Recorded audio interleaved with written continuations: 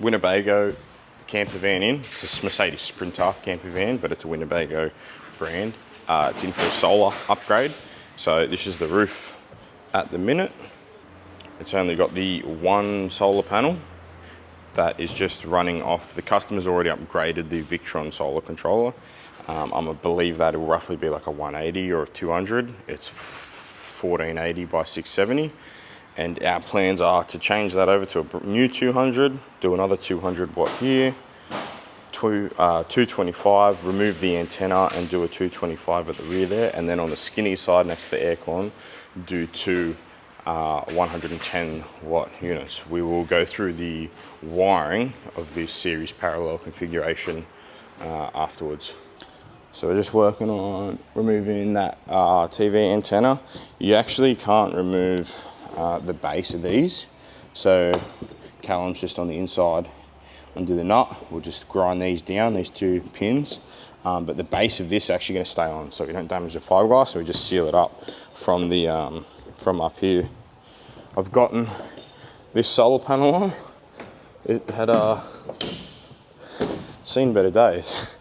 Again, fiberglass, which you don't want to damage. So I've cut. I did try to drill out the rivets, but I've just cut it with the grinder. I'll make them nice and neat and basically just fill over any of the hole sections with some marine grade sticker to try and stop all this moss and algae growing on it. Just quite gross, but anyway. And then those where the brackets were is basically going to get covered anyway. Yeah, we'll get cracking. As you can see, the roof looks quite a bit different now. So we took off the old panel and it was a 160 watt panel. Layout wise, what we've done, so the 200 there is the same physical size as this one. 200 here, them two are wired together. The two 110s to fit down the skinny side of the aircon, again wired together. And then two 225s, as well as removing the TV antenna that was up there. So what I mean by wired together is we've kept the array at our 20 volts.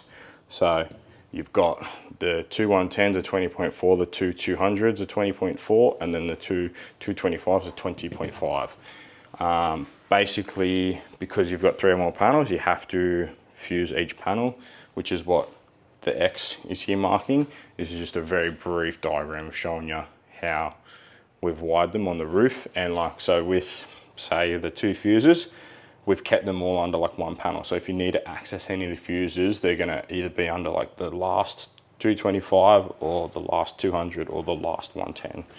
And then like total wattage is 1070 watts, which you're never really gonna see because we don't have the ideal conditions for that. So when I was testing the panels, I just had driven the van out the front here.